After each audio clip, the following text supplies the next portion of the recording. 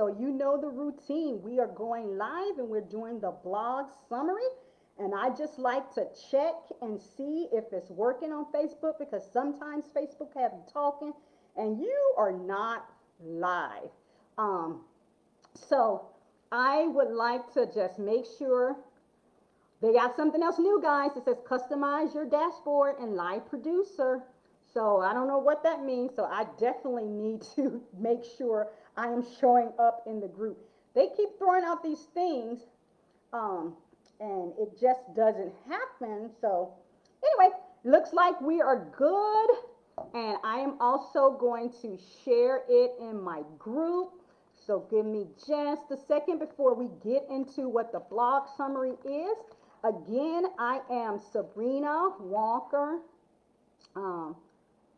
Hernandez, and we are going to be, it is Thursday, and I've written my 70th post. So consistency is one of those things that I preach to nonprofits. You have to be consistent. Whatever you do, commit and be consistent. So with that being said, I am just so excited about everything that I'm going to be talking about in the summary. I think it's very actionable steps that you can do. I also think that you can get it done fairly quickly, and it's really going to move your organization forward. And so I'm going to say, let's get into it. Again, my name is Sabrina Walker Hernandez. I am the CEO and the board CEO and president for Supporting World Hope, and I teach small nonprofits, really specializing in startup to $4 million, how to fundraise by building relationships and board development. Because I truly believe that a lot of times when you say you're having a challenge with fundraising, it really is a challenge with your board. And so a lot of the blogs that I focus on talks about the board and talks about fundraising, just so it could be comprehensive and you can understand what I'm saying. So here is the blog summary. Get your board members engaged by doing these 7 things right now. Let me remind you why I do these summaries. I do these summaries because I know that you are very busy as nonprofit professionals, board members, and volunteers. And it says that they're having a problem playing the video, but I still see me on Facebook. So I hope that's not an issue. So what I do is, when I was a CEO of a nonprofit, I did not read a lot of blogs. I just didn't have the time. But I did listen to the radio. Honestly, I'm just getting into a lot of podcasts because podcasts were new. But I did listen to the radio and when I was in my car going from point A to point B. And so I do these so that you can set up a mobile university. And you can listen to these when you're going from point A to point B. And so that doesn't cost you any more time because you're already in the car or you're already engaged in something. And so I'm not asking you to add any other time to your list. I'm really concerned, guys, because I do see, sorry, we have trouble playing this video, but I'm seeing it on Facebook. So I'm going to continue on, and if I have to re-record this, I will. So let's get into it again. So 2021 is just around the corner, and we are still in a pandemic. That does not stop the work that nonprofits need to get done. To continue to rise to the circumstances, CEOs and board members must be on the same page and fully engaged. Here are 7 things you can do to move your nonprofit organization forward. And so number 1 is send a mid-month board report. Now, have you ever said to yourself, I wish all board members would support me and then you insert your favorite, your most engaged board member. Truth be told, The other board members have no idea the engagement of that board member. So it's up to you to bring the others along while highlighting the characteristics you want to be emulated. So schedule a mid-month executive report blast. Mine was called Board Buzz, and it was a concise, fact-based email that spotlighted board participation in 4 areas. Mine happened to be the mission. If a board member came in and they volunteered for something, interact with our clients. I made sure I documented that because that's what we wanted to do. If it was board development, they were a part of a webinar, or they attended a conference, or they worked with a consultant with me. I highlighted that. Resource development, if they bought in a gift, if they got someone to do a tour of our organization, whatever it was, I highlighted that. And then there was some staff development. I had board members that had expertise in certain subject matters, and they would come in and do free training for our staff. I had one board member that was an HR director, and he did some HR training for us. And so I made sure I highlighted that. And the goal was, again, to highlight all the different ways that board members could get involved so that behavior, those characteristics, could be repeated with other board members, and to really give kudos to those board members who was doing it and to give the other ones ideas. So it was not complicated. Here's an example. Here's a very simple example. Board development caption, and then it says, "Thank you, board member 1, board member 2, and board member 3 for attending a consultation that helped us develop an individual giving and public relations plan. This consultation was funded by the One Star Foundation in the amount of $5,000. And so now the other board members know, they gave up some time, for training to ensure that we got this funding. So that was that's what we did. Simple, 4 categories. So think about, what you want board members to know specifically. Think quality of information and not over quantity. A good rule of thumb is no more than 1.5 pages. Now, I didn't include this in the blog, but don't send it as an attachment. Just cut and paste it right onto the desktop. Don't force your board members to open an attachment, okay? Because they won't. Just cut and paste it right onto the email body, and that's it. And mine was called Board Buzz, and it's not here either, but I like to share this. Mine was called Board Buzz because scientifically it is unknown why a bumblebee can fly. They should not, because of the aerodynamics, because of the way their body is structured. They shouldn't be able to fly, right? And so they have gotten over all of these challenges and their design, and they fly anyway. And so I like to, and I put that at the top of my Board Buzz. Why it's called Board Buzz? Because I want to I wanted to challenge the board to, despite our location in Third Ports County in the United States, despite being along the Texas-Mexico border, despite kind of being at the bottom of the United States, we could rise above these circumstances, and we can fly just like the bumblebee. And so this was called Board Buzz. So I just wanted to throw that in there. 2, introduce a new agenda designed for board engagement. So when was the last time you changed your board agenda format? I just want to ask you that. Did you inherit a format and that's just what you went with, or did you are you saying that's the way we always did it? Okay, I'm gonna challenge you. I'm gonna say a timed, concise, and intentional board meeting can be accomplished in an hour and a half. And you don't have to focus on the executive director report, the committee reports, all those reports. That is not what your board meeting is about. So how can you use engagement for an hour and a half board meeting? So here's the starting point. You're going to begin your board meeting agenda with a mission moment. You can have a client tell a nonprofit story to the board. If the client is not available, at your meeting time, consider using video testimonials from your clients. This is easily accomplished using a cell phone video. You do not have to make it complicated.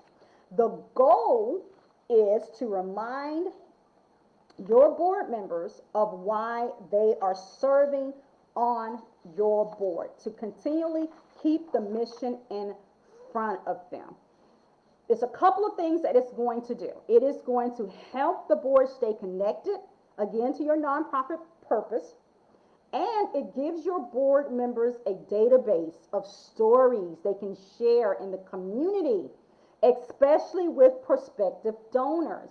They will have real life stories that show your mission impact. And we are wired to remember stories. It's one person who starts, one client who kicks off your board meeting. People will remember their story.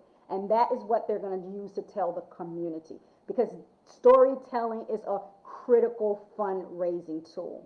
So that should only take you about 5 minutes of the agenda. I did it for years. It took 5 minutes of the agenda. Another simple idea is you can write your mission, your nonprofit mission statement on the top of your agenda so that everyone is constantly reminded of it. Again, you can adopt number 2 is adopt a consent agenda. Please adopt a consent agenda. Now, let me tell you how the consent agenda works, because I've been to several board meetings and they don't do the consent agenda right.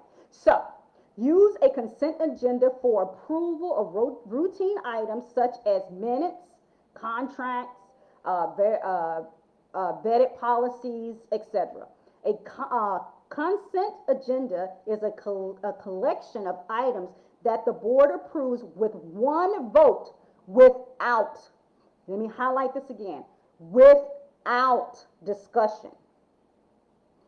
The types of items that appear on the consent agenda are non-controversial items or routine items that are discussed at every meeting. This will minimize large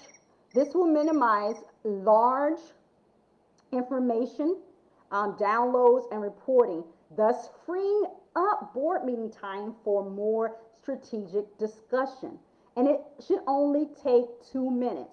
If you want to discuss something that is on the agenda, you have to make a motion to remove it from the consent agenda so you can discuss it and ask questions. Not in the blog, but what I would suggest, of course, is you email your board packet out at least 72 hours, minimum 72 hours in advance. You ask your board members, are there any questions on any item, including consent agenda? And you respond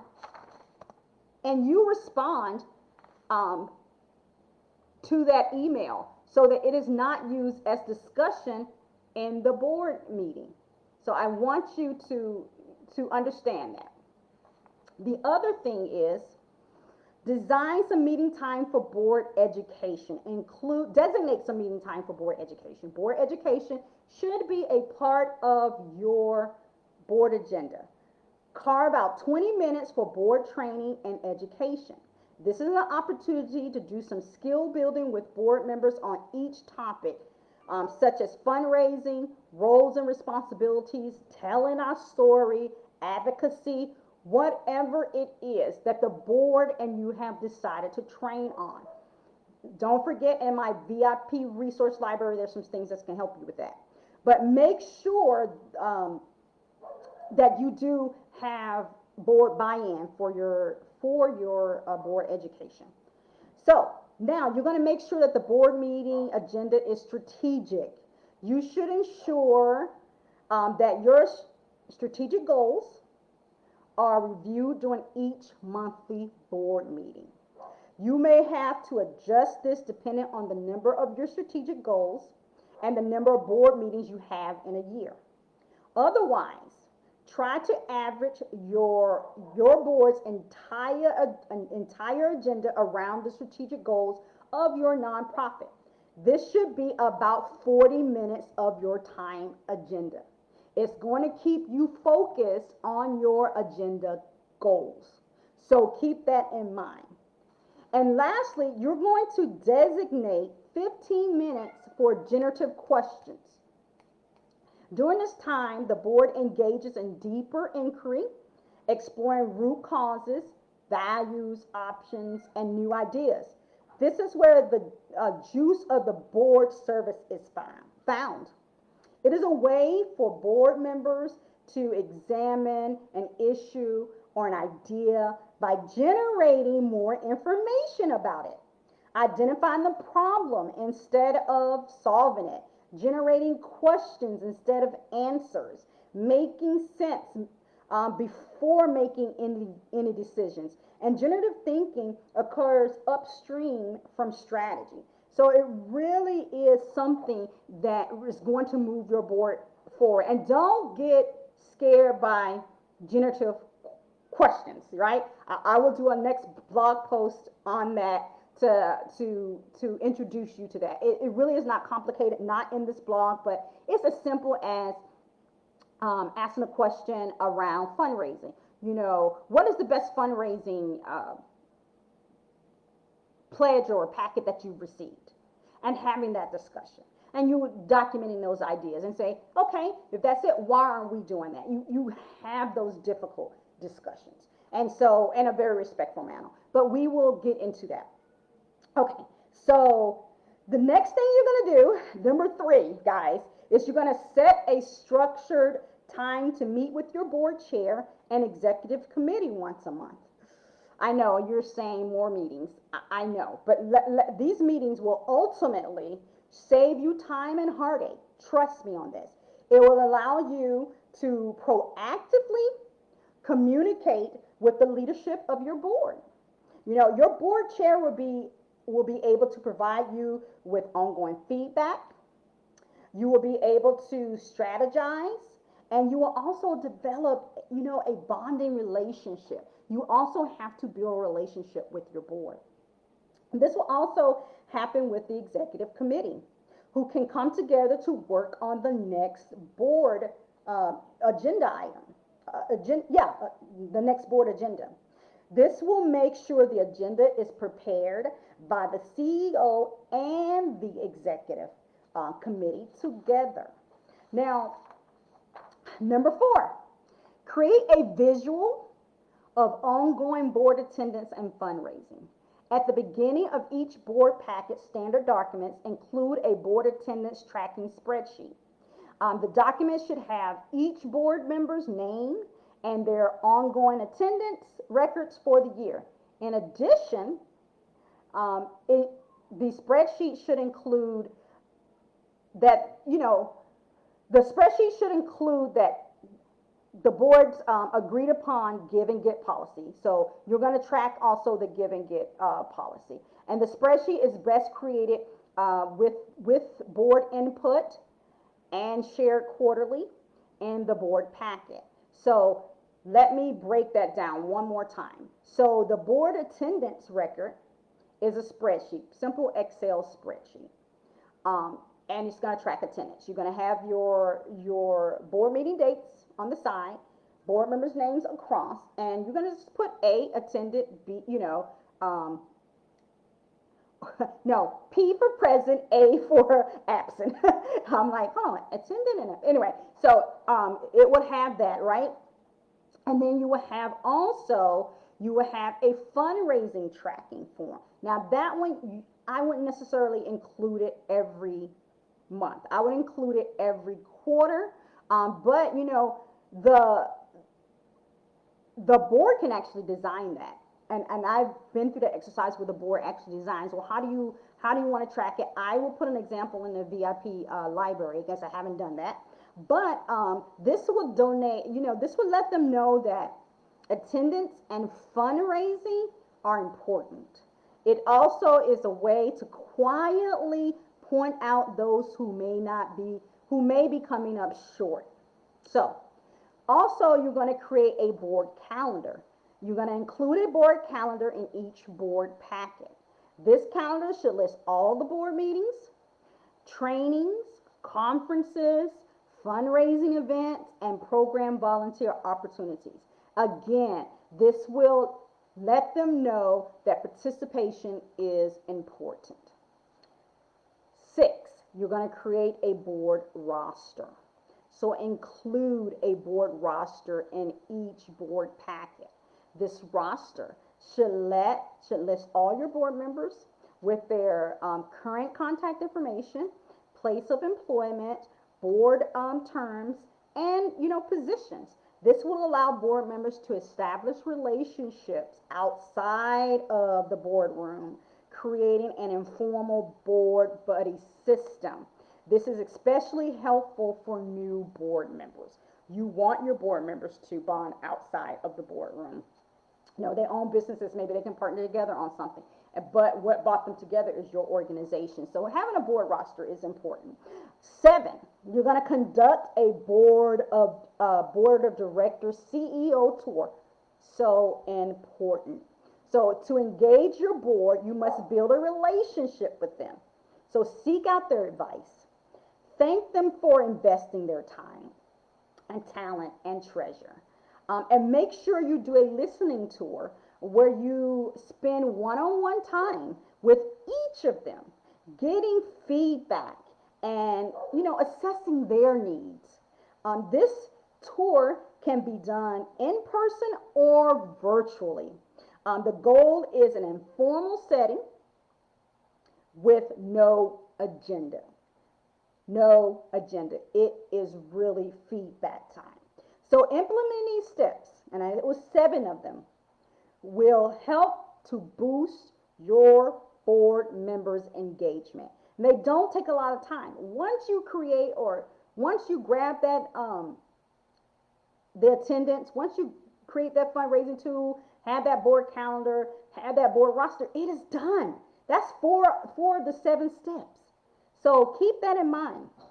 But the most important tactic is not a one and done activity. Let me just say that. Boosting board member engagement takes constant attention and ongoing focus. Remember, there is no one size fit all approach. And in the end, you must be willing to try new approaches to keep making things better. So I hope that this helps you. I love to hear from you on how you are ensuring board engagement. So sharing is caring. You can put it in the comments, wherever you are watching this video. And I also want you to know that a sample board meeting agenda, as well as other board samples, including marketing and resource development documents, can be found in the VIP resource library. And you can subscribe to that library by visiting www.supportingworldhope.com. And that is going to be my final call to action. Visit my website. And from there, you can subscribe to all that I have to offer you. My email list, the VIP resource library, the nonprofit professionals exchange group. You can access all of that from www.supportingworldhope.com. And so with that, I will say, be blessed. Don't get overwhelmed. Pick some things that you can do immediately. Add them over a course of time. We're coming into 2021. So you can start with 1, then do 2, then do 3, and it'll slowly become standard practice. So again, don't get overwhelmed. I am here to help you. I am here to support you. Visit www.supportingworldhope. A lot of these documents are already in the VIP resource library. And all you have to do really is change out the logo and go from there. And so again, here to help, here to help. And if it's not there and you want it, just let me know. So I am going to go in and make sure that the calendar, board roster, sample, and the is all in there, because it really is just about adding your information. So with that, good night, and y'all be blessed. Thank you.